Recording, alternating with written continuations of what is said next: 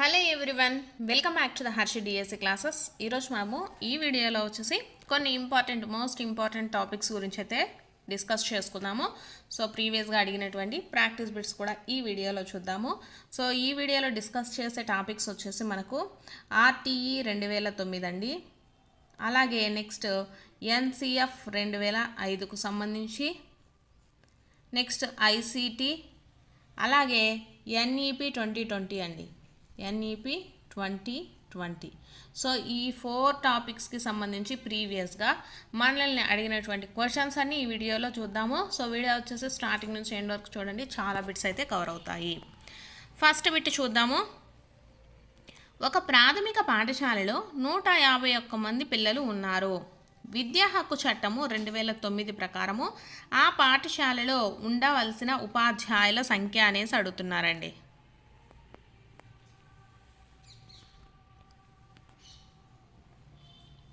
So ఎంతమంది ఉపాధ్యాయులు ఉండాలండి?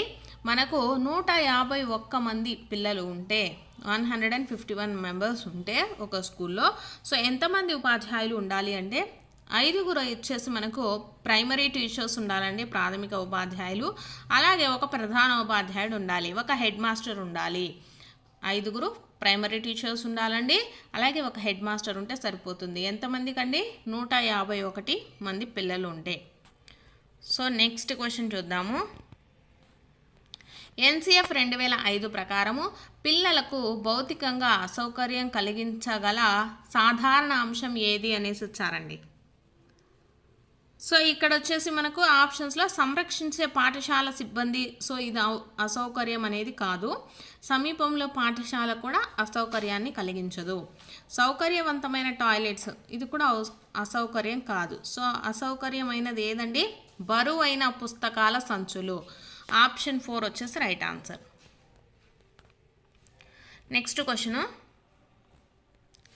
ఎన్సిఎఫ్ 2005 ప్రకారము గణతీకరణ అంటే ఏంటి? సో కరెక్ట్ ఆన్సర్ వచ్చేసి తార్కికంగా ఆలోచించడం అండి. ఎన్సిఎఫ్ 2005 ప్రకారము గణతీకరణ అంటే ఏంటి అంటే తార్కికంగా ఆలోచించడం అండి. ఆప్షన్ 1 ఎక్కువ సార్లు అడిగినటువంటి క్వశ్చన్ అండి ఇవి. నెక్స్ట్ది వచ్చేసి మనకు ఒక ప్రాథమిక పాఠశాలలో 242 మంది విద్యార్థులు ఉన్నారు. విద్యా హక్కు చట్టం 2009 ప్రకారము ఆ పాఠశాలలో ఉండవలసిన ఉపాధ్యాయుల సంఖ్య ఎంత అనేసి అడుగుతున్నారండి. ఇంతకుముందు మనకి ఎంతమందిని చూసాము? 151 మెంబర్స్ ఉంటే ఎంతమంది? 5 మెంబర్స్ టీచర్స్ ఉండాలి, అలాగే ఒక హెడ్ మాస్టర్ ఉండాలి. ఇక్కడ మనకి ఎంత ఇచ్చారండి? 242 ఇచ్చారండి.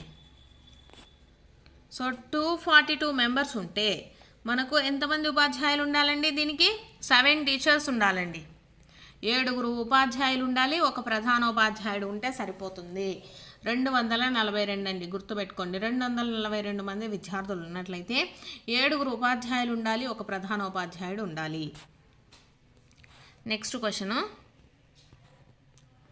పరీక్షా సంస్కరణలకు సంబంధించి ఎన్సిఎఫ్ 2005 యొక్క సిఫారసు ఏంది అనేసి అడుగుతున్నారండి. సో మనకి ఎన్సిఎఫ్ 2005 వచ్చేసి పరీక్షలకు సంబంధించినటువంటి కొన్ని సిఫారసులను అయితే చేసింది.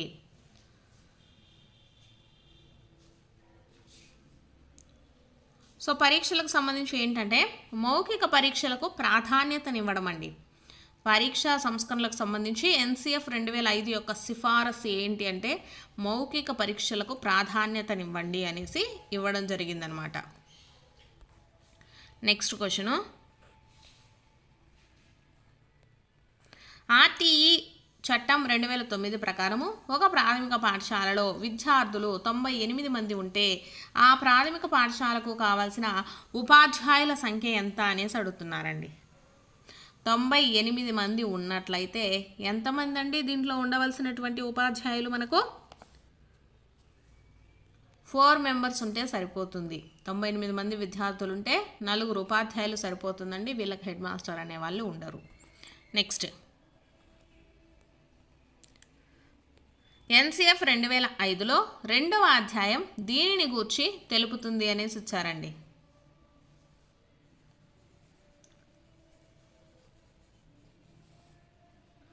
సో దేన్ని తెలుపుతుందండి మనకు రెండో అధ్యాయము అభ్యాసనము జ్ఞానాన్ని గురించి తెలియజేస్తుందండి. ఎన్సిఎఫ్ 2005లో రెండవ అధ్యాయం వచ్చేసి దేని గురించి తెలుపుతుంది? అభ్యాసనము జ్ఞానం గురించి తెలియజేస్తుంది. Next question,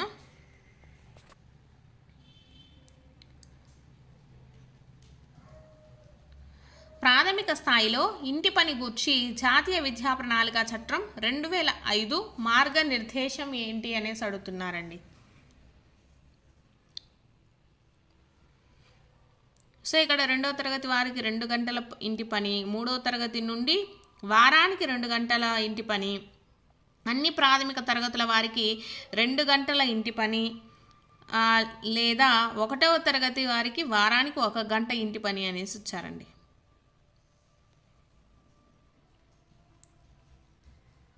so correct answer వచ్చేసి మనకు 3వ తరగతి నుంచే మనకు ఇంటి పని అనేది ఇవ్వడం జరుగుతుందండి. సో 3వ తరగతి నుండి వారానికి వచ్చేసి 2 గంటల ఇంటి పని ఇవ్వాల్సి ఉంటుంది. ఆప్షన్ 2 వచ్చేసి కరెక్ట్ అండి. నెక్స్ట్ క్వశ్చను, పాఠశాలకు నిర్దేశించబడిన నియమాలు ప్రామాణికాలు పొందుపరచబడిన విద్యా హక్కు చట్టం 2009లోని విభాగం ఏది అనేసి ఇచ్చారండి. మనకు ఈ విద్యా హక్కు చట్టం 2009లో వచ్చేసి అధ్యాయాలు, షెడ్యూళ్ళు ఇవన్నీ ఉన్నాయండి. సో దీంట్లో మనకు పాఠశాలకు నిర్దేశించబడిన నియమాలు కానివ్వండి, ప్రామాణికాలు కానీ ఎక్కడ పొందుపరచబడ్డాయి అనేసి ఇచ్చారు. సో దేంట్లోనండి? షెడ్యూల్ విభాగంలో పొందుపరిచారు. ఆప్షన్ 4 అండి. నెక్స్ట్ క్వశ్చను, ఆర్టీఈ యాక్ట్ 2009 ప్రకారము ఒక విద్యా సంవత్సరంలో 6 నుంచి 8వ తరగతి వరకు నిర్దేశించిన బోధనా గంటల సంఖ్య ఎంత అనేసి ఇచ్చారండి.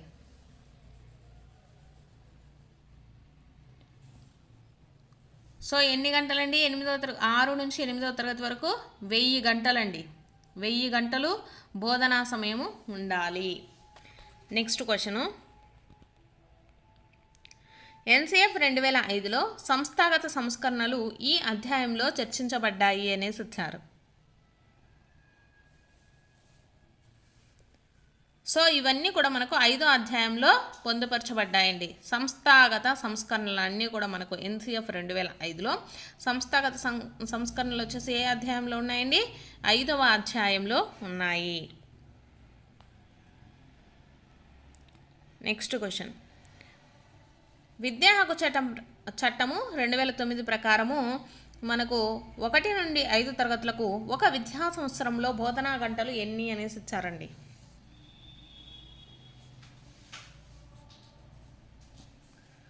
సో ఎన్ని గంటలండి? 800 గంటలు. మనం ఇందాక ఏం చూసాము? 6th నుంచి 8th అండి. 6th నుంచి 8వ తరగతి వరకు మనకు ఎన్ని బోధనా గంటలు ఉండాలండి? 1000 బోధనా గంటలు ఉన్నట్లయితే ఇక్కడ మనకు 1 నుంచి 5 తరగతులకు ఉండవలసిన బోధనా గంటలు వచ్చేసి 800 గంటలండి. ఆప్షన్ 4. నెక్స్ట్ క్వశ్చను, పరీక్షా సంస్కరణలకు సంబంధించి ఎన్సిఎఫ్ 2005 సిఫారసు చేయనిదేది అనేసి అడిగారండి. ఇక్కడ మనకు ఆప్షన్స్ చూసుకున్నట్లయితే పుస్తక ఆధారిత పరీక్షలకు ప్రోత్సాహము, రాత పరీక్షలకు ప్రాధాన్యత, అలాగే ఆప్షన్స్లో సమయ పరిమితి లేని పరీక్షలను ప్రవేశపెట్టడము, జట్టు పని మూల్యాంకనానికి ప్రాధాన్యత అనేసి ఇచ్చారు. ఇక్కడ పరీక్షా సంస్కరణలు అనేసి ఇచ్చారు కాబట్టి మనకు సమయ పరిమితి లేని పరీక్షలు పెట్టడం అది మంచి విషయం కాదు, కాబట్టి అది కాదు. జట్టు పని మూల్యాంకనం కూడా కాదండి. సో దీంట్లో రాత పరీక్షలకు ప్రాధాన్యతనివ్వడం, పరీక్షా సంస్కరణలకు సంబంధించి ఎన్సిఎఫ్ 2005 సిఫారసు చేయనిది ఏంటిది అంటే రాత పరీక్షలకే ఎక్కువగా ప్రాధాన్యత ఇవ్వడం అనేది చేయలేదండి. పుస్తక ఆధారిత పరీక్షలకు వచ్చేసి ప్రోత్సాహం అయితే కంపల్సరీ ఇవ్వాలి. నెక్స్ట్, విద్యా హక్కు చట్టము 2009 సూచించనిది ఏది అనేసి అడుగుతున్నారండి. ఆప్షన్స్లో ఏ పాఠశాల కూడా క్యాప్టేషన్ ఫీజు వసూలు చేయరాదు. ఆప్షన్ 2 సాధారణ పాఠశాలలో ప్రవేశానికి ప్రవేశ పరీక్షలు నిర్వహించరాదు. ఆప్షన్ 3 బడి బయట పిల్లలకు ప్రత్యేక శిక్షణ నిర్వహించాలి. ఆప్షన్ 4 మంచి నాణ్యతా ప్రమాణాలను పాటించే ప్రైవేటు పాఠశాలలకు నిర్దేశిత అధికారిక గుర్తింపు అవసరం లేదు అనేసి ఇచ్చారు. సో సూచించనిది ఏదంటే ఆప్షన్ 4 అండి. సో ఇక్కడ సూచించేవి విద్యా హక్కు చట్టం 2009 సూచించేది ఏది అంటే ఏ పాఠశాలలో కూడా క్యాపిటేషన్ ఫీజు అనేది వసూలు చేయకూడదండి. అలాగే సాధారణ పాఠశాలలో ప్రవేశ పరీక్షలు అనేటివి నిర్వహించరాదు. అలాగే బయట పిల్లలకు ప్రత్యేక శిక్షణ నిర్వహించాలి. ఇవన్నీ కూడా మనకు దేంట్లో ఉంటాయండి, విద్యా హక్కు చట్టం 2009 సూచించిన వాటిల్లో ఉంటాయి. ఇక్కడ మనకు సూచించనిది అడిగారు కాబట్టి ఏది అంటే ప్రైవేటు పాఠశాలలకు గుర్తింపులు ఇవ్వటము అనేది సూచించలేదండి ఎక్కడా కూడా. నెక్స్ట్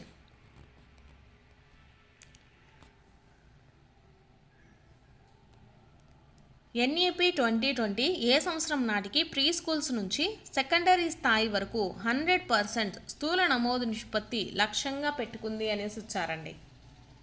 ఇది కూడా మనల్ని ఎక్కువగా అడుగుతున్నటువంటి క్వశ్చన్ అండి.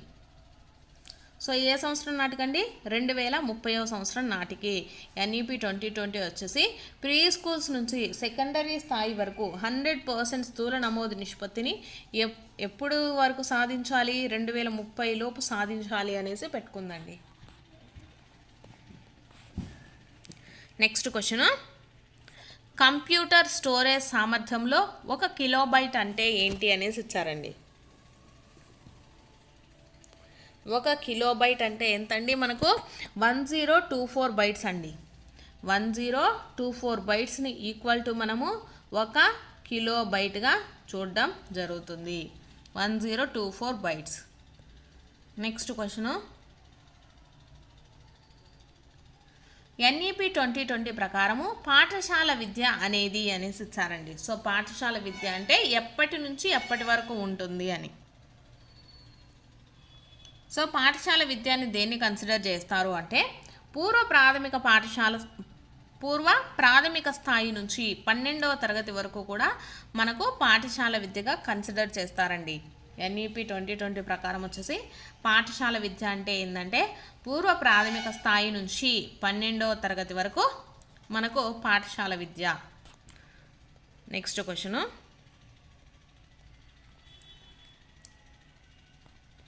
RTE 2009 ప్రకారము బాలలు అనగా ఏమి అనేసి ఇచ్చారండి. సో బాలలు అని ఎప్పటి నుంచి కన్సిడర్ చేస్తారండి, 6 నుంచి 14 సంవత్సరాల వయసు గల పిల్లల్ని బాలులుగా చేస్తారు. RTE 2009 ప్రకారము బాలులు అని ఎవరిని కన్సిడర్ చేస్తారు అంటే 6 నుంచి 14 సంవత్సరాలండి. 6 నుంచి 14 ఇయర్స్ గల పిల్లల్ని వచ్చేసి మనకు బాలులుగా చెప్పడం జరుగుతుంది. నెక్స్ట్ క్వశ్చను, క్రింది వాణిలో ప్రొజెక్టర్ల రకం కానిది ఏది అనేసి ఇచ్చారండి. LCD, DLC, LED, DLP అనేసి ఇచ్చారు. కానిది వచ్చేసి మనకు ఏదండి, DLC అండి. DLC అనేది మనకు ప్రొజెక్టర్ రకము కానిది. నెక్స్ట్ క్వశ్చను, ట్రోజన్ హార్స్ అనగానేమి అనేసి ఇచ్చారండి. ట్రోజన్ హార్స్ అనగానేమి, ట్రోజన్ హార్స్ అనేది ఒక వైరస్ అండి. కంప్యూటర్స్కి సంబంధించి ఒక వైరస్ అది. ట్రోజన్ హార్స్ అనేది అప్లికేషన్ కాదు, యాప్ కాదు, రిసోర్స్ కాదు, ఒక virus. So option 2 is the right answer. Next question, క్రింది వాటిలో ఆంధ్రప్రదేశ్ నాడు నేడు కార్యక్రమంలో లేనిది ఏది అనేసి అడిగారండి. లేనిది ఇక్కడ మనకు ఆప్షన్స్లో toilets, text books, green chalk boards, మంచినీటి సరఫరా అనేసి ఇచ్చారు.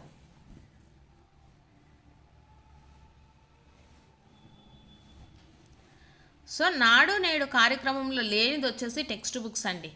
నాడు నేడు కార్యక్రమంలో ఉన్నాయి వచ్చేసి మనకు టాయిలెట్స్, గ్రీన్ చాక్ బోర్డులు సప్లై చేయడము, మంచినీటి సరఫరా, ఇవన్నీ కూడా నాడు నేడు కార్యక్రమంలో ఉన్నాయి. లేనిది వచ్చేసి టెక్స్ట్ బుక్స్ అండి. నెక్స్ట్ క్వశ్చను, క్రింది వాటిలో ICT ఆధారిత బోధన ఏది అనేసి ఇచ్చారండి. ఆప్షన్స్లో వచ్చేసి మనకు వ్యాసం రాయడము, పత్రికల మీద స్పందించడము, చిన్న ప్రశ్నలకు సమాధానం ఇవ్వడము, పవర్ పాయింట్ ప్రజెంటేషన్ ఇచ్చారు. సో ఏదవుతుందండి వీటిల్లో, ICT ఆధారిత బోధన వచ్చేసి మనకు ఆప్షన్ 4 అవుతుందండి. పవర్ పాయింట్ ప్రజెంటేషన్ అనేది ICT ఆధారిత బోధన. నెక్స్ట్ ఆర్టీఈ 2009 ప్రకారము ప్రాథమిక స్థాయిలో విద్యార్థి ఉపాధ్యాయుల నిష్పత్తి ఎంత అనేసి ఇచ్చారండి. ప్రాథమిక స్థాయిలో విద్యార్థి ఉపాధ్యాయులు ఎంతమంది ఉండాలి అనేసి ఇవ్వడం జరిగింది. సో ఎంతమంది అంటే 1:30 అండి. 1:30 రేషియోలో ఉండాలి. ప్రతి 30 మందికి ఒక ఉపాధ్యాయులు అయితే ఉండాలి కంపల్సరీగా. నెక్స్ట్ క్వశ్చను, ఇన్పుట్ పరికరం కానిది ఏది అనేసి ఇచ్చారండి. మనకు ఆప్షన్స్లో keyboard, mouse, monitor, web camera అనేసి ఇచ్చారు.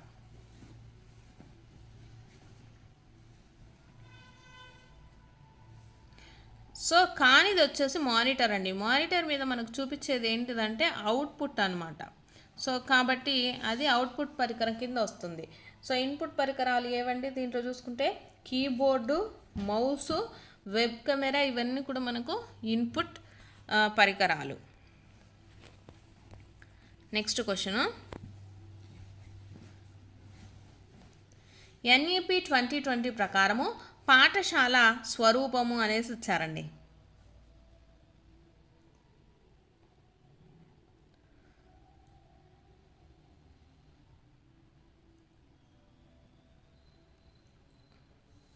సో మనకు పాఠశాల స్వరూపం ఎలా ఉంటుందండి? 5+3+3+4 అండి. సో ఆప్షన్ 1 వచ్చేసి రైట్ ఆన్సర్ అవుతుంది. నెక్స్ట్ క్వశ్చను,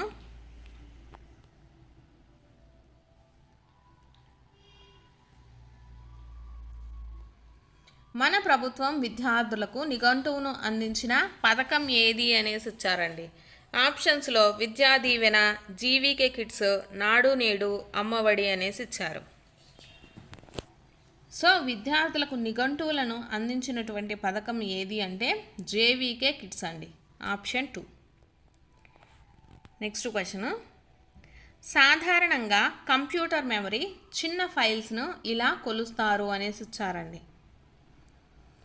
సో ఇక్కడ ఇచ్చినటువంటి వాటిల్లో చిన్న ఫైల్స్ అంటే ఫైల్స్ మెమరీ తక్కువగా ఉన్నది ఏది అనేసి అడుగుతున్నారండి.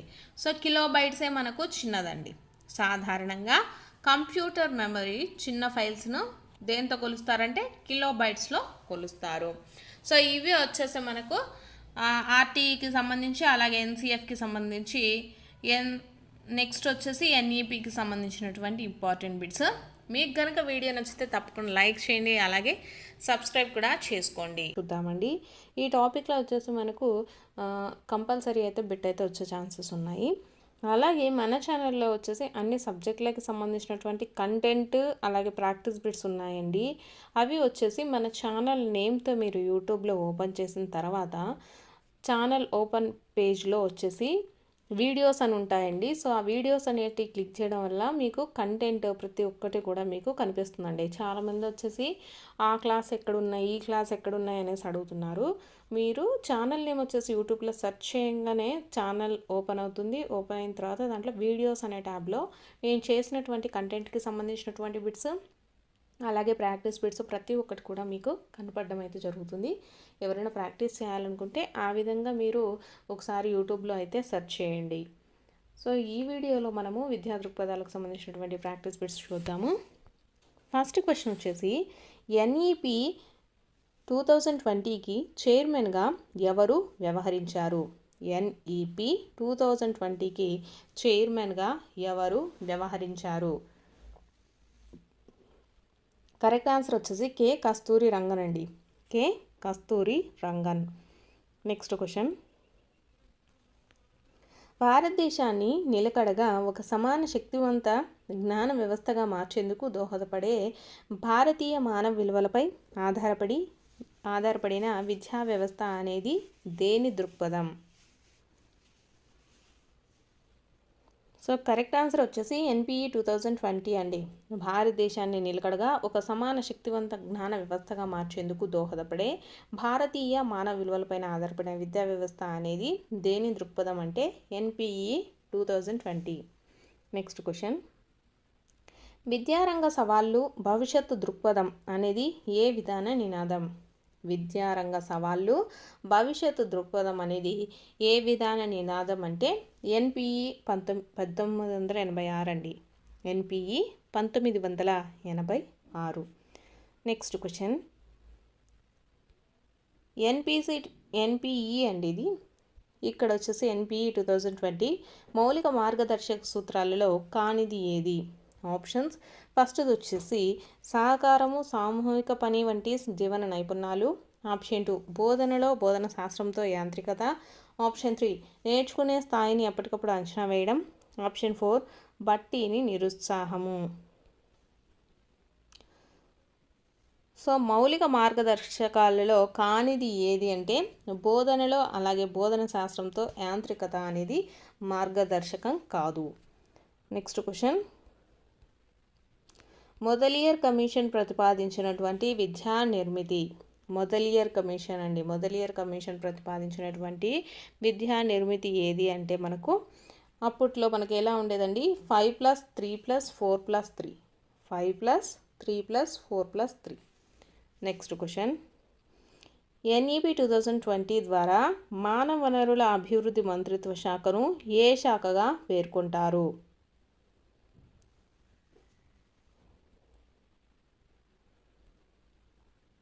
సో దీంట్లో మనకు ఎన్ఈపి 2020 ద్వారా అండి మానవ వనరుల అభివృద్ధి మంత్రిత్వ శాఖను ఏ శాఖగా పేర్కొంటున్నారు అంటే విద్యా మంత్రిత్వ శాఖ అండి, విద్యా మంత్రిత్వ శాఖ. నెక్స్ట్ క్వశ్చన్, ఎన్ఈపి 2020 విద్యా నిర్మితిని గుర్తించండి అనేసి ఇచ్చారు. ఇందాక మనకు మొదలియర్ కమిషన్లో చూసుకున్నట్లయితే 5+3+4+3 అనేది మనకు మొదలియర్ కమిషన్లో ఉండేటటువంటి విద్యా నిర్మితి. అలాగే ఎన్ఈపి 2020లో ఉండేటటువంటి విద్యా నిర్మితి ఏంటండి, 5+3+3+4. నెక్స్ట్ క్వశ్చన్, ఎన్ఈపి 2020 ద్వారా ఏ తరగతిలో కంప్యూటర్ కోడింగ్ను అమలు పరచాలని సూచించారు? ఏ తరగతిలో అంటే 6వ తరగతి నుంచి అండి. ఎన్ఈపి 2020 ద్వారా ఏ తరగతిలో కంప్యూటర్ కోడింగ్ను అమలు పరచాలని సూచించారు అంటే 6వ తరగతి నుంచి. నెక్స్ట్ క్వశ్చన్ వచ్చేసి ఎన్ఈపిని విస్తరించండి. ఇక్కడ వచ్చేసి మనకు ఎన్ఈపి అంటే ఏంటండి, నేషనల్ ఎడ్యుకేషన్ పాలసీ. ఎన్ఈపికి ఫుల్ ఫామ్ వచ్చేసి national education policy. Next question, NEP 2020ని అనుసరించి విద్యా నిర్మితిలో 5ను ఏ దశగా పేర్కొంటారు? మనకు 5 సంవత్సరాలను వచ్చేసి ఏ దశగా పేర్కొంటారు అనేసి ఇచ్చారు. ఇక్కడ చూసినట్లయితే ఫస్ట్ది సిద్ధపాటు, మధ్య, మాధ్యమిక అలాగే పునాది పూర్వక దశ అనేసి ఇచ్చారండి. కరెక్ట్ ఆన్సర్ వచ్చేసి మనకు పునాది పూర్వక అండి. ఎన్ఈపి 2020ని అనుసరించి మనకు విద్యా నిర్మితిలో ఉండేటటువంటి 5ను ఏ దశగా పేర్కొంటారు అంటే పునాది పూర్వక దశ. నెక్స్ట్ క్వశ్చన్, ఎన్ఈపి 2020 ద్వారా ఏ కోర్సును రద్దు చేశారు? ఆప్షన్స్ వచ్చేసి ఫస్ట్ది MPhil, option 2 PhD, option 3 MTech, option 4 MPharm. Correct answer వచ్చేసి ఎంఫిల్ అండి. ఎన్ఈపి 2020 ద్వారా ఏ కోర్సును రద్దు చేశారంటే ఎంఫిల్ కోర్సుని. నెక్స్ట్ క్వశ్చన్, సిసిసిఈ ప్రణాళికను అభివృద్ధి పరిచి ఎంహెచ్ఆర్డితో పాటు ఎవరి సమన్వయంతో కలిపి అందిస్తారు?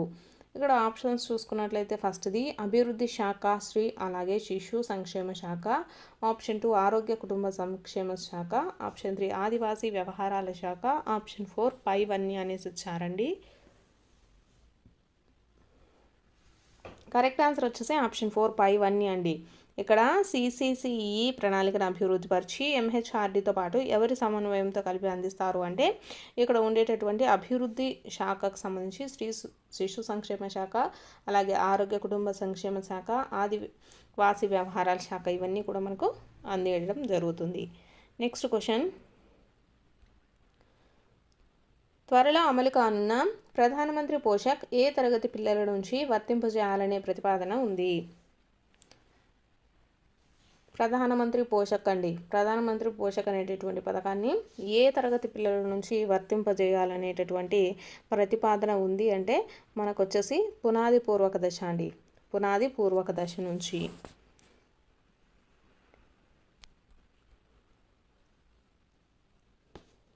నెక్స్ట్ వచ్చేసి ఉపాధ్యాయులు స్వీయ వృత్తిపర ప్రగతి కోసము 1 సంవత్సరం కాలానికి కృషి చేయవలసినటువంటి గంటలు. ఉపాధ్యాయులు స్వీయ వృత్తిపర ప్రగతి కోసము 1 సంవత్సర కాలానికి కృషి చేయవలసినటువంటి గంటలు. సో మొత్తం వచ్చేసి ఎన్ని గంటలు కృషి చేయాల్సి ఉంటుందంటే 50 గంటలండి. 50 గంటలు. నెక్స్ట్ క్వశ్చన్, 2050 నాటికి అందించేటటువంటి బీఈడి కోర్స్ వచ్చేసి మనకు ఏ విధంగా పొందవచ్చు? 2050 నాటికండి బీఈడి కోర్సు మనము ఏ విధంగా పొందవచ్చు అనేసి ఇచ్చారు. సో ఇక్కడ ఆప్షన్స్ చూసుకున్నట్లయితే ఫస్ట్ది 4 సంవత్సరాల సమీకృత బీఈడి. ఆప్షన్ 2 వచ్చేసి డిగ్రీ పూర్తి చేసిన వారికి 2 సంవత్సరాల బీఈడి. ఆప్షన్ 3 మాస్టర్ డిగ్రీ పూర్తి చేసిన వారికి సంవత్సరం బీఈడి. సో మనకు 2050 నాటికి బీఈడి కోర్సులు ఎలా వస్తున్నాయంటే పైవన్నిటి విధంగా వస్తున్నాయండి. 4 సంవత్సరాలు బీఈడి చేయొచ్చు, లేదంటే డిగ్రీ పూర్తి చేసిన వారు వచ్చేసి 2వ సంవత్సరం బీఈడిలో చేరాల్సి ఉంటుంది. అలాగే మాస్టర్ డిగ్రీ ఎవరైతే పూర్తి చేస్తుంటారో వాళ్ళు 1 సంవత్సరం బీఎడ్ చేసేసి బీఈడి కోర్సును కూడా కంప్లీట్ చేసుకోవచ్చు. So option 4 is the right answer. Next question, NPE 2005 ప్రకారము ప్రత్యేక ఉపాధ్యాయుల శిక్షణకు సంబంధించి ఎన్సిటిఈ ఏ సంస్థతో సమన్వయం కొనసాగించాలి? సో ఏ సంస్థతో ఇది సమన్వయం సాగిస్తుంది అంటే ఆర్సిఐ అండి. ఆర్సిఐ. నెక్స్ట్ క్వశ్చన్, ఉపాధ్యాయుడు రసాయన శాస్త్ర ప్రశ్నాపత్ర రూపకల్పనలో రసాయన సమీకరణాన్ని రూపొందించవలనన్న ఎంఎస్ వర్డ్లో మెనూలోని అంశం ఏది అనేసి ఇచ్చారండి. సో అతను ఏంటి, ఇక్కడ ఉపాధ్యాయుడు రసాయన శాస్త్ర ప్రశ్నాపత్ర రూపకల్పనలో అంటే ప్రశ్నాపత్రం తయారు చేసేటప్పుడు రసాయన సమీకరణాన్ని రూపొందించాలనుకుంటున్నాడు. అయితే ఎంఎస్ వర్డ్లోని మెనూలో ఉండేటటువంటి ఏ అంశాన్ని ఎన్నుకోవాలి అంటే వాళ్ళు వచ్చేసి మనకు ఇన్సర్ట్ అంటే మనకు ప్లస్లు మధ్యలో ఈక్వేషన్స్ ఉంటాయి కదా, ఇలా ఈక్వేషన్స్ ఇవన్నీ మనకు కావాలంటే ఇన్సర్ట్ అనేటటువంటి మెనూలో అంశం సెలెక్ట్ చేసుకోవాలి. నెక్స్ట్ క్వశ్చన్, ఎన్ఈపి 2020కి సంబంధించి నాణ్యమైన విద్యను సాధించడానికి అనుసరించిన విధానాలలో సరి అయినది ఏది అనేసి ఇచ్చారు. ఆప్షన్స్ చూసుకున్నట్లయితే కళా వృత్తి నైపుణ్యాల సాధన, స్థానిక అనుభవజ్ఞులను మాస్టర్ ఇన్స్ట్రక్టర్లుగా నియమించుకోవడము. ఆప్షన్ 2 వచ్చేసినట్లయితే ఈసీసీ విద్యార్థులను ప్రాథమిక పాఠశాలను విహారయాత్రగా సందర్శించడం ద్వారా వారిని సంసిద్ధులు చేయటము. ఆప్షన్ 3 ఉపాధ్యాయులు పదోన్నతిని పొందడంలో కేవలం సీనియారిటీకి మాత్రమే ప్రాధాన్యం ఇవ్వడం సరికాదు. ఆప్షన్ 4 పైవన్నీ సరైనవి అనేసి ఇచ్చారండి. సో నాణ్యమైన విద్యను అనుసరించడానికి ఎన్ఈపి 2020 విధానాలలో సరి అయినది ఏది అంటే ఇవన్నీ కూడా సరైనవే అండి. ఆప్షన్ 4 ఇచ్చినటువంటి ఆప్షన్స్ కూడా కరెక్టే అనమాట. నెక్స్ట్ క్వశ్చన్, ఉపాధ్యాయుల నియామక ప్రక్రియలో అనుసరించే విధానంలో సరి అయిన అంశాన్ని గుర్తించండి అనేసి ఇచ్చారు. ఉపాధ్యాయ నియామక ప్రక్రియలో అనుసరించే విధానంలో సరి అయిన అంశాన్ని గుర్తించండి అనేసి ఇచ్చారు. ఫస్ట్ది సంబంధిత రంగంలో తగిన అర్హతలు అవసరం లేదు అనేసి ఇచ్చారు. ఆప్షన్ 2 పీఈటీలో అర్హత అవసరం లేదు. ఆప్షన్ 3 స్థానిక భాషలో బోధించగలిగే వారికి ప్రాధాన్యం లేదు. ఆప్షన్ 4 నియామక సందర్భంలో డెమో కూడా పరిగణిస్తారు. సరి అయిన అంశం అండి, ఉపాధ్యాయ నియామక ప్రక్రియలో అనుసరించేటటువంటి విధానంలో సరి అయిన అంశం వచ్చేసి ఆప్షన్ 4 అండి. నియామక సందర్భంలో డెమోను కూడా పరిగణిస్తారు. నెక్స్ట్ క్వశ్చన్, నెక్స్ట్ వచ్చేసి ఈసీసీఈ లేదా అంగన్వాడీలో బోధించే వారిలో 10+2 అర్హత గల వారికి ఎన్ని నెలల సర్టిఫికేట్ కోర్సును అందించాలని పేర్కొన్నారు. సో వీళ్ళకి వచ్చేసి ఎన్ని నెలల సర్టిఫికేట్ అనేది ఇస్తారు అంటే 6 నెలల సర్టిఫికేట్ అండి. ఈసీసీఈలో లేదా అంగన్వాడీలో బోధించే వారిలో వచ్చేసి 10+2 అర్హత కలిగిన వారికి వచ్చేసి ఎన్ని నెలల సర్టిఫికేట్ కోర్సును అందించాలని పేర్కొన్నారు అంటే 6 నెలల సర్టిఫికేట్ కోర్సు. నెక్స్ట్ క్వశ్చన్, మొదటి జాతీయ విద్యా విధానము ఎన్పిసి ఏ నివేదిక సిఫారసుల ఆధారంగా తీసుకొచ్చారు? సో ఫస్ట్ మొదటి జాతీయ విద్యా విధానం అండి. కరెక్ట్ ఆన్సర్ వచ్చేసి డిఎస్ కొఠారి అండి. ఫస్ట్ మనకు మొదటి జాతీయ విద్యా విధానంలో మనకు ఏ రంగాల ద్వారా అలాగే ఏ నివేదికల ద్వారా సిఫారసులను తీసుకొచ్చారు అంటే డిఎస్ కొఠారి. నెక్స్ట్ క్వశ్చన్, ఉన్నత విద్యలో స్థూల నమోదు నిష్పత్తిని ఏ సంవత్సరానికి 50% పెంచాలని NEP 2020 లక్ష్యంగా పెట్టుకుంది? ఉన్నత విద్యలో అండి స్థూల నమోదు నిష్పత్తిని ఏ సంవత్సరానికి 50% పెంచాలని లక్ష్యంగా పెట్టుకుంది? 2035 సంవత్సరం అండి. 2035 సంవత్సరం. నెక్స్ట్ క్వశ్చన్, NEP 2020 ప్రకారము కనీసము ఏ గ్రేడ్ వరకు మాతృభాష లేదా ప్రాంతీయ భాషలో విద్యా బోధన జరగాలి? సో ఏ సంవత్సరం వరకు మనకు ప్రాంతీయ భాషలో బోధన అనేది జరగాలి అంటే కనీసం 5వ తరగతి వరకైనా విద్యా బోధన అనేది ప్రాంతీయ భాషలో ఉండాలండి. నెక్స్ట్ క్వశ్చన్,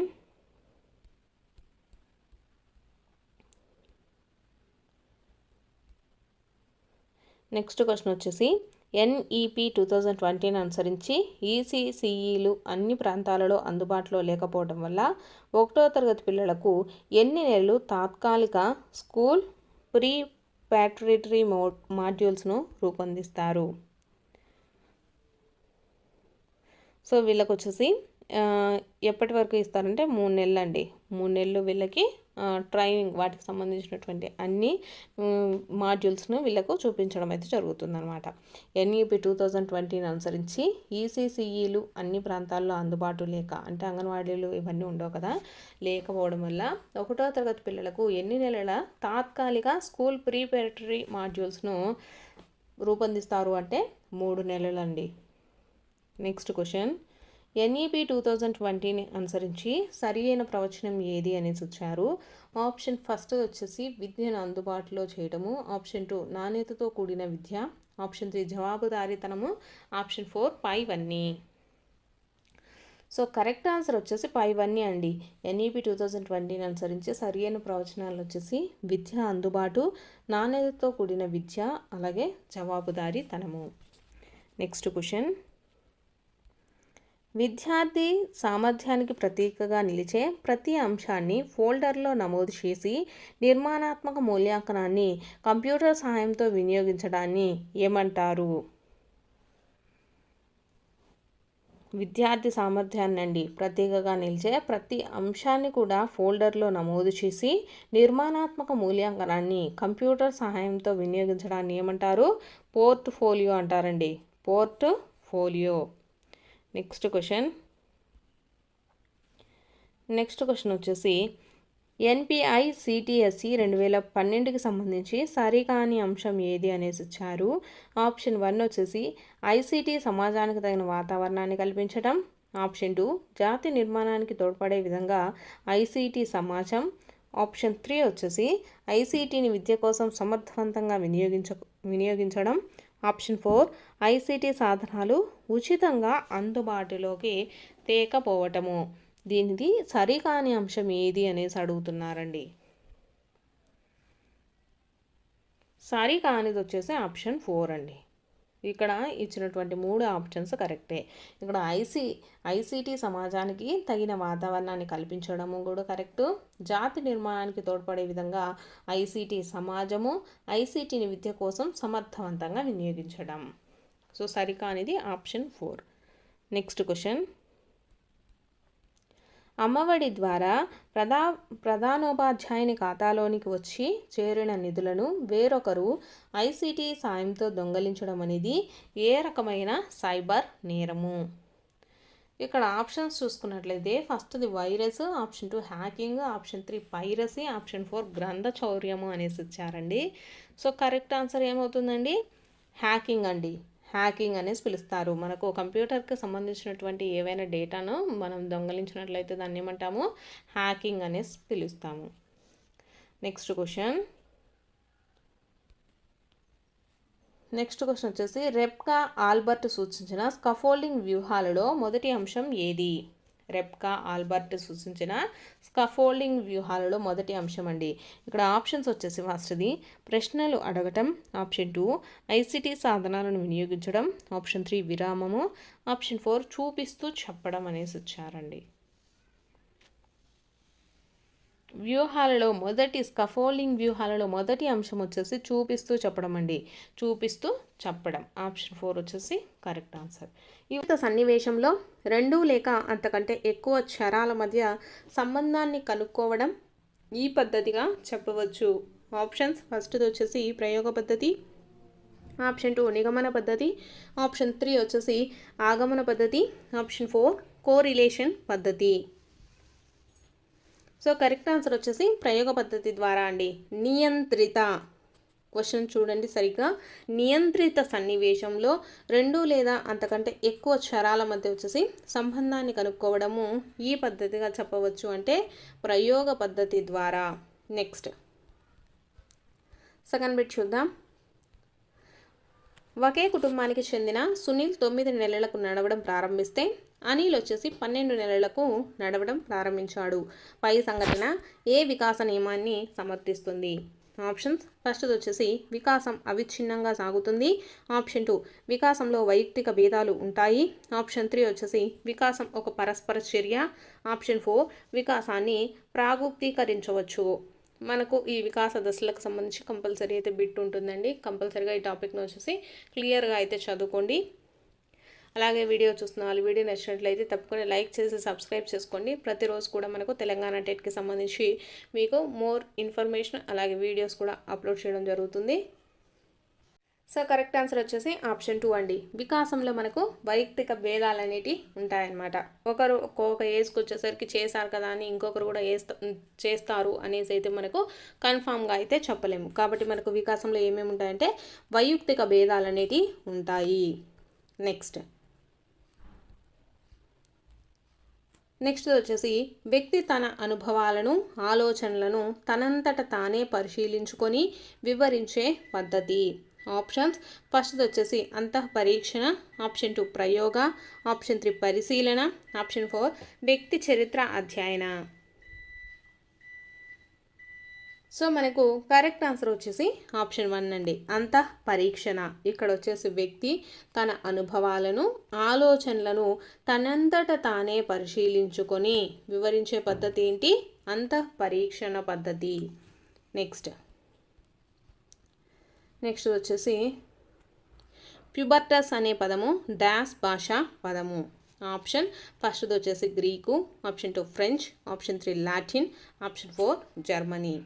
సో మనకు భాషా పదాలు కూడా మనల్ని కంపల్సరీగా అడుగుతారండి. ఏ భాషా పదము ఇవి కూడా మనకు కంపల్సరీ నేర్చుకోవాల్సి ఉంటుంది. సో ఆప్షన్ వచ్చేసి రైట్ ఆన్సర్ లాటిన్ అండి. ప్యూబర్టస్ అనే పదం వచ్చేసి ఏ భాషా పదము అంటే లాటిన్ పదము. నెక్స్ట్ వచ్చేసి పియాజే ప్రకారము పూర్వ భావనాత్మక వయసు. ఆప్షన్ ఫస్ట్ వచ్చేసి 0 నుంచి 2 సంవత్సరాలు, ఆప్షన్ 2 4 నుంచి 7 సంవత్సరాలు, ఆప్షన్ 3 2 నుంచి 4 సంవత్సరాలు, ఆప్షన్ 4 2 నుంచి 7 సంవత్సరాలు. సో కరెక్ట్ ఆన్సర్ వచ్చేసి మనకు పూర్వ భావనాత్మక వయసు ఎంత అండి? 2 నుంచి 4 సంవత్సరాల వయసు ఉంటుందన్నమాట. నెక్స్ట్ వీటికి సంబంధించి కంటెంట్ క్లాసెస్ కూడా చేస్తానండి. సో ఫస్ట్ వచ్చేసి మీరు ఏ టాపిక్స్లో వస్తున్నాయో చూడండి. వీటికి సంబంధించి కంటెంట్ వీడియోస్ కూడా చేయడం జరుగుతుంది నెక్స్ట్ వీడియోస్లలో. నెక్స్ట్ క్వశ్చన్, ప్రయుక్త ఒకే సమూహంలో వివిధ వయసులో ఉన్న ప్రయోజ్యులను అనేక సార్లు అధ్యయనం చేయు పద్ధతి. ఆప్షన్ ఫస్ట్ వచ్చేసి అనుదైర్ఘ్య ఉపగమం, ఆప్షన్ 2 పరిచ్ఛేదన ఉపగమం, ఆప్షన్ 3 ఏక సమూహ ఉపగమం, ఆప్షన్ 4 భ్రమణ సమూహ ఉపగమం.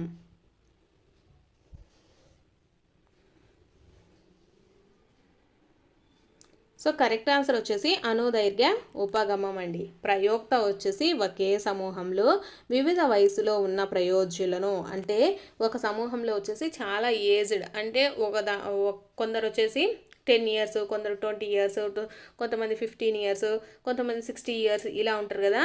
ఒకే సమూహం వీళ్ళందరినీ ఒకే చోట ఉంచేసి వివిధ రకాల వయసులలో ఉండే వాళ్ళని అనేక సార్లు అధ్యయనం చేస్తూ ఉంటారనమాట. సో దాన్ని ఏమంటాము?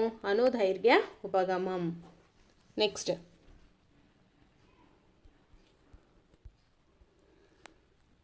వచ్చేసి గణితములో ప్రతిభావంతుడైన శ్రీనివాస రామానుజన్ వచ్చేసి సైన్స్ మరియు ఇతర విషయాల్లో కూడా ప్రతిభావంతుడిగా ఉంటాడని విశ్వసించే ప్రజ్ఞా సిద్ధాంతం ఏది? ఆప్షన్ ఫస్ట్ వచ్చేసి ఏకకారక సిద్ధాంతం, ఆప్షన్ 2 సామూహిక కారక సిద్ధాంతం, ఆప్షన్ 3 బహుకారక సిద్ధాంతం, ఆప్షన్ 4 ద్వికారక సిద్ధాంతం. సో కరెక్ట్ ఆన్సర్ వచ్చేసి ఆప్షన్ 1 అండి, ఏకకారక సిద్ధాంతం. ఇక్కడ వచ్చేసి మనకు గణిత శాస్త్రంలో ప్రతిభావంతుడైన శ్రీనివాస రామానుజన్ వచ్చేసి అతనికి గణితం అంటే బాగా వచ్చు, కానీ సైన్స్ మరియు ఇతర సబ్జెక్టుల్లో కూడా అలానే ఉంటాడు అనుకొని విశ్వసించడాన్ని ఏమంటాము? ఏకకారక సిద్ధాంతం, ఏకకారక ప్రజ్ఞా సిద్ధాంతం అనేసి చెప్తాం. నెక్స్ట్ వచ్చేసి థర్న్స్టన్ ప్రాథమిక మానసిక సామర్థ్యాల పరీక్ష PMAలో ఒక పరీక్ష అంశం కానిది ఏది? ఆప్షన్స్ చూసుకున్నట్లయితే మనకు ఫస్ట్ వచ్చేసి సంఖ్యా సామర్థ్యము, ఆప్షన్ 2 శాబ్దిక సామర్థ్యము, ఆప్షన్ 3 వచ్చేసి ప్రత్యక్షాత్మక సామర్థ్యం, ఆప్షన్ 4 యాంత్రిక సామర్థ్యం. సో కరెక్ట్ ఆన్సర్ వచ్చేసి ఆప్షన్ 4 యాంత్రిక సామర్థ్యం అండి. ఇక్కడ థర్న్స్టన్ మనకు ప్రాథమిక మానసిక సామర్థ్యాల పరీక్షలో చూసుకున్నట్లయితే మనకు సంఖ్యా సామర్థ్యాన్ని అంటే నెంబర్ సిస్టమ్కి సంబంధించి సామర్థ్యం ఉందా లేదా అని చూస్తారు. నెక్స్ట్ వచ్చేసి అశాబ్దిక సామర్థ్యం కూడా ఉందండి. నెక్స్ట్ ప్రత్యక్షాత్మక సామర్థ్యాన్ని కూడా మనకు ఈ సామర్థ్యాల పరీక్షలో ఉంది, కానీ లేనిది ఏది అంటే యాంత్రిక సామర్థ్యం. సో ఆప్షన్ వచ్చేసి ఆప్షన్ 4 కరెక్ట్ ఆన్సర్. నెక్స్ట్ క్రింది వానిలో పరిసరవాది కాని వారు? ఆప్షన్ ఫస్ట్ వచ్చేసి JB Watson, option 2 Woodworth, option 3 వచ్చేసి Langfeld, option 4 Galton. So correct answer వచ్చేసి గాల్టన్ అండి. పరిసరవాది కాని వారు ఎవరు అంటే గాల్టన్.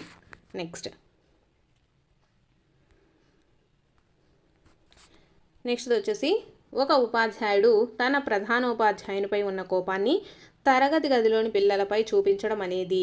ఆప్షన్స్ ఫస్ట్ వచ్చేసి ప్రక్షేపణం, ఆప్షన్ 2 విస్థాపనం, ఆప్షన్ 3 పరిహారం, ఆప్షన్ 3 ప్రతిగమనం.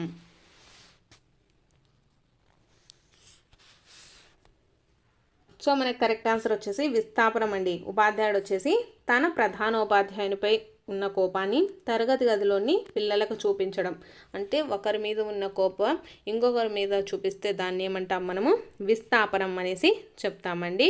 ప్రక్షేపణం అంటే ఏంటంటే మనకు ఇతరులను బాధ్యులు చేయడం, అంటే మనం తప్పు చేసి ఇతరులపైన తోసేస్తాం కదా, దాన్ని మనము ప్రక్షేపణం అనేసి పిలుస్తాము. పరిహారం అంటే ఏంటంటే మనకు వచ్చేసి ఒక ఫీల్డ్లోకి వెళ్ళాలని ఉంది, కాకపోతే మనం ఆ ఫీల్డ్లోకి వెళ్ళలేక వేరే దాంట్లోకి వెళ్తాం కదా, సో దాన్ని పరిహారం అనేసి చెప్తాము. నెక్స్ట్ ప్రతిగమనం అంటే ఏంటంటే ఇప్పుడు పెద్దవాళ్ళు వచ్చేసి చిన్నపిల్లలుగా ప్రవర్తిస్తూ ఉంటారు కదా కొన్ని విషయాలలో, దాన్ని వచ్చేసి ప్రతిగమనము అనేసి పిలుస్తాము. అలాగే ఒకరి మీద ఉండేటటువంటి కోపం ఇంకొకరి మీద చూపిస్తే ఏమంటాము? విస్థాపనం అనేసి చెప్తామండి. సో కరెక్ట్ ఆన్సర్ వచ్చేసి ఆప్షన్ 2. నెక్స్ట్ వచ్చేసి స్వల్పకాలిక స్మృతి. మనకు స్మృతి టాపిక్ కూడా ఇంపార్టెంటే అండి. స్వల్పకాలిక స్మృతి యొక్క కాల వ్యవధి. ఆప్షన్స్ ఫస్ట్ వచ్చేసి 2 సెకండ్లు, ఆప్షన్ 2 20 సెకండ్లు, ఆప్షన్ 3 హాఫ్ సెకండ్, ఆప్షన్ 4 30 సెకండ్లు. సో కరెక్ట్ ఆన్సర్ వచ్చేసి మనకు 30 సెకండ్లు అండి. స్వల్పకాలిక స్మృతి అనేది మనకు ఎంత టైంలో మనకు అది మర్చిపోతాము, మనకు గుర్తున్నది అంటే 30 సెకండ్లో కల్లా మనము ఆ విషయాలను మర్చిపోతాము. నెక్స్ట్ వచ్చేసి సాధన ప్రేరణ సిద్ధాంతాన్ని ప్రతిపాదించిన వారు? ఆప్షన్ ఫస్ట్ వచ్చేసి Guilford, option 2 McClelland Atkinson, option 3 Abraham Maslow, option 4 MacIver. So correct answer వచ్చేసి మెక్లిలాండ్ అట్కిన్సన్ అండి. సాధన ప్రేరణ సిద్ధాంతాన్ని ప్రతిపాదించింది ఎవరంటే మెక్లిలాండ్ అట్కిన్సన్. నెక్స్ట్ వచ్చేసి కార్యక్రమయుత అభ్యాసనం అనే భావనను ప్రతిపాదించిన వారు? ఆప్షన్ ఫస్ట్ వచ్చేసి Thorndike, option 2 Skinner, option 3 Kohler, option 4 Pavlov. Correct answer వచ్చేసి స్కిన్నర్ అండి. కార్యక్రమయుత అభ్యాసనాన్ని అనే భావనను ప్రతిపాదించింది ఎవరు? స్కిన్నర్. నెక్స్ట్ వచ్చేసి సైకిల్ తొక్కగల వ్యక్తి మోటార్ బైక్ను కూడా నడపగలడు, ఇది? ఆప్షన్ ఫస్ట్ వచ్చేసి అనుకూల అభ్యాసన బదలాయింపు, ఆప్షన్ 2 ప్రతికూల అభ్యాసన బదలాయింపు, ఆప్షన్ 3 శూన్య అభ్యాసన బదలాయింపు, ఆప్షన్ 4 ద్విపార్శ్వ అభ్యాసన బదలాయింపు. సో కరెక్ట్ ఆన్సర్ వచ్చేసి అనుకూల అభ్యాసన బదలాయింపు అండి. ఇక్కడ వచ్చేసి సైకిల్ తొక్కడం నేర్చుకున్న వ్యక్తికి మోటార్ బైక్ ఈజీగా నడపగలడనమాట. సో దీంట్లో మనకు సైకిల్లో తొక్కడంలో నేర్చుకున్నటువంటి నైపుణ్యం వచ్చేసి మనకు మోటార్ బైక్లో యూజ్ అవుతుంది కాబట్టి దీన్ని అనుకూల అభ్యాసనం అంటాము. ప్రతికూల అభ్యాసనం అంటే ఇంతకుముందు నేర్చుకున్నది ఇప్పుడు నేర్చుకుంటున్నది మనకు ఆటంకం ఏర్పరిస్తే, అంటే ఇప్పుడు మనం ప్రజెంట్ నేర్చుకుంటున్న అంశంలో ఇంతకుముందు ఎప్పుడో నేర్చుకున్నది గుర్తొస్తూ మనకు డిస్టర్బెన్స్ కలిగిస్తూ ఉన్నదనుకోండి, దాన్ని వచ్చేసి మనకు ప్రతికూల బదలాయింపు అంటాం. నెక్స్ట్ శూన్య బదలాయింపు అంటే దాంట్లో మనకు ఆ నైపుణ్యం అనేది పనికిరాదండి. అంటే ఫస్ట్ నేను కంప్యూటర్ నేర్చుకున్నాను, సో కంప్యూటర్ నేర్చుకున్నది నాకు వచ్చేసి సైకిల్ తొక్కడంలో యూజ్ అవుతుందా నైపుణ్యము? యూజ్ అవుతుంది అనమాట. ఇలా నైపుణ్యం అనేది మనకు అభ్యాసనం అనేది బదలాయింపు జరగలేదు, సో దాన్ని ఏమంటాము? శూన్య బదలాయింపు అంటాము. ద్విపార్శ్వ అభ్యాసన బదలాయింపు అంటే ఏంటంటే ఇక్కడ వచ్చేసి కుడి చేత్తో రాస్తున్న వాళ్ళు ఎడమ చేత్తో కూడా రాస్తారండి. అలాగే అంటే అట్లా రెండు వైపులా ఎడమ కాలుతో చేసే పని కుడి కాలుతో ఇలా రెండు చేస్తూ ఉన్నారనుకోండి, వాటిని ఏమంటామంటే ద్విపార్శ్వ అభ్యాసన బదలాయింపు అనేసి చెప్తాము. ఇక్కడ వచ్చేసి సైకిల్ తొక్కడంలో ఉండేటటువంటి నైపుణ్యము మనకు మోటార్ బైక్లో తొక్కడంలో నైపుణ్యం అనేది మనకు ఉపయోగపడింది కాబట్టి దీన్ని ఏమంటాము? అనుకూల అభ్యాసన బదలాయింపు. నెక్స్ట్ క్వశ్చన్ వచ్చేసి వ్యక్తి నిష్ఠతకి ఎక్కువ అవకాశం ఉన్న అధ్యయన పద్ధతి. ఆప్షన్ ఫస్ట్ వచ్చేసి అంతఃపరీక్షణ, ఆప్షన్ 2 పరిశీలన, ఆప్షన్ 3 వ్యక్తి అధ్యయన, ఆప్షన్ 4 ప్రయోగ.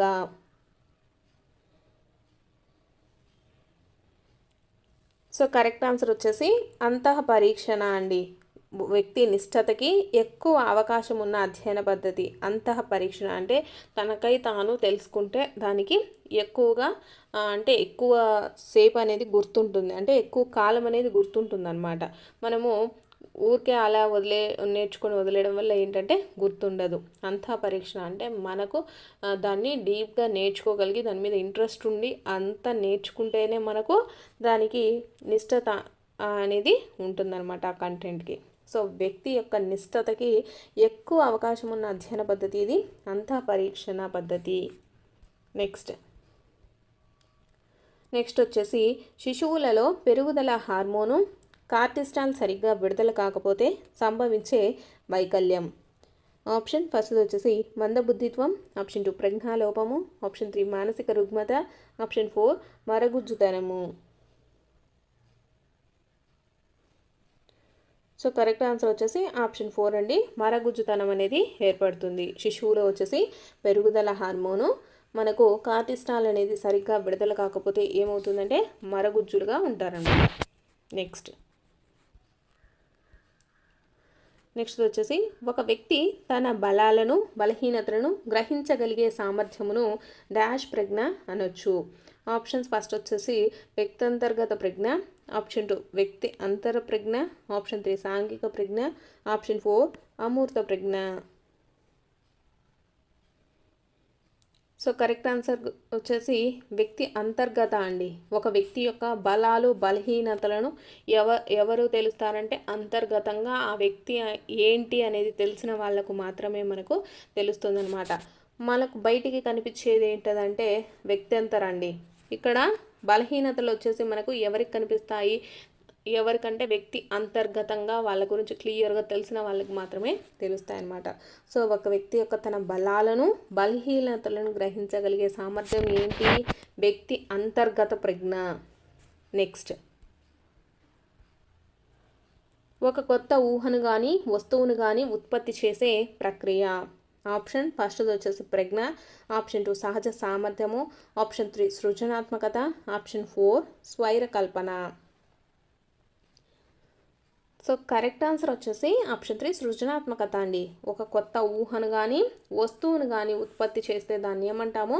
సృజనాత్మకత అనేసి చెప్తాము. నెక్స్ట్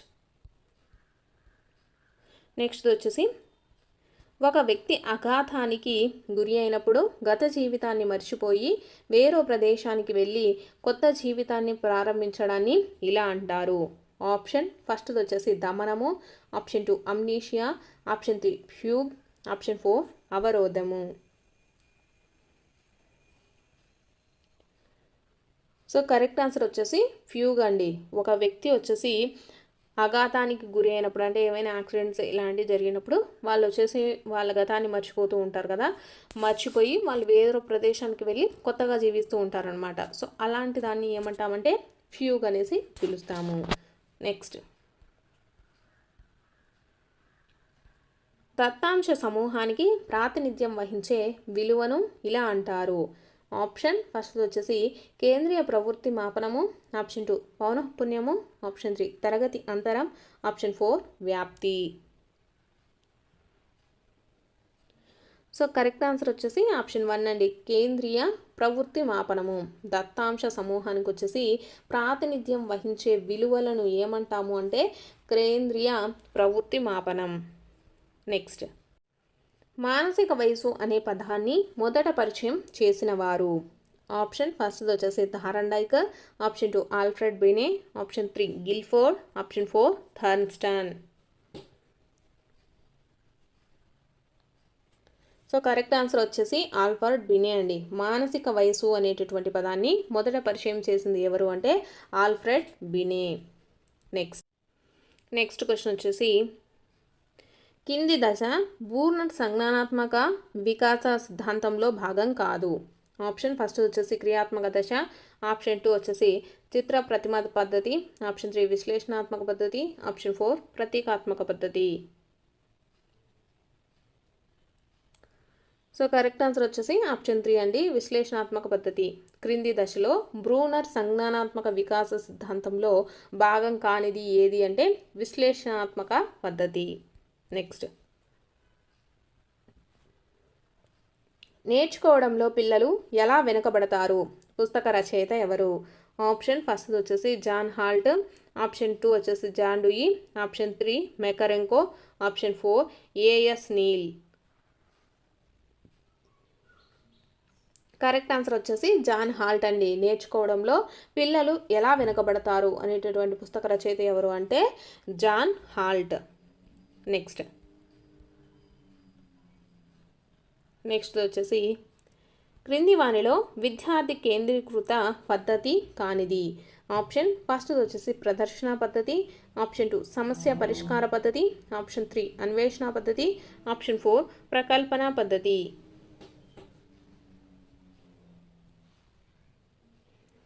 సో కరెక్ట్ ఆన్సర్ వచ్చేసి ప్రదర్శన పద్ధతిలో అండి. విద్యార్థి కేంద్రీకృత పద్ధతి కానిది ఏది అంటే ప్రదర్శన పద్ధతి. నెక్స్ట్ వచ్చేసి ముఖాముఖి చర్చల ద్వారా సమాచారాన్ని సేకరించడం. ఆప్షన్ ఫస్ట్ వచ్చేసి జీవిత సంఘటన ప్రశ్నావళి, ఆప్షన్ 2 పరిపుచ్చ, ఆప్షన్ 3 చెక్ లిస్ట్, ఆప్షన్ 4 వచ్చేసి అభిరుచి శోధన. సో కరెక్ట్ ఆన్సర్ వచ్చేసి పరిపుచ్చ అండి. ముఖాముఖి చర్చల ద్వారా సమాచారాన్ని సేకరించడాన్ని ఏమంటామంటే పరిపుచ్చ అనేసి పిలుస్తాము.